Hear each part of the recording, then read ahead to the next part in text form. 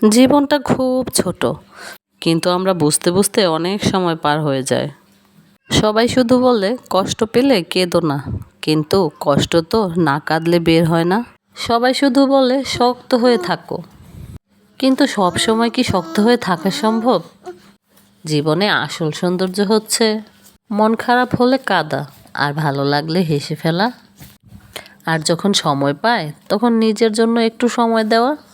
অনেক সময় আমরা শুধু অন্যদের খুশি রাখার চেষ্টায় নিজেদের হাসিটাই ভুলে যাই।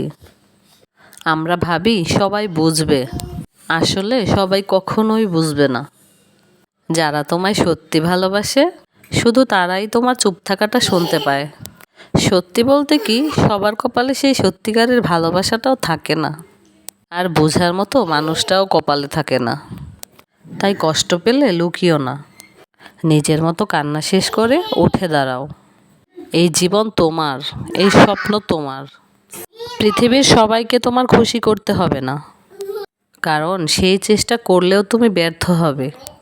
তাই নিজেকে খুশি রাখো, প্রিয় মানুষের যত্ন নাও, নিজের জন্য ভাবো, কারণ তুমি নিজেই নিজের জন্য স্পেশাল। সবার জীবনের গল্প সবাই বোঝে না, তাই কারো কথায় ভেঙে পড়বে না। শুধু ধৈর্য রাখো, নিজের উপর বিশ্বাস রাখো, আর বেঁচে থাকার জন্য জীবনে ছোট ছোট সুখ খুঁজে নাও।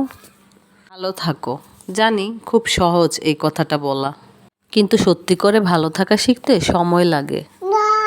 তবু চেষ্টা করো নিজের জন্য, নিজেকে ভালো রাখার জন্য।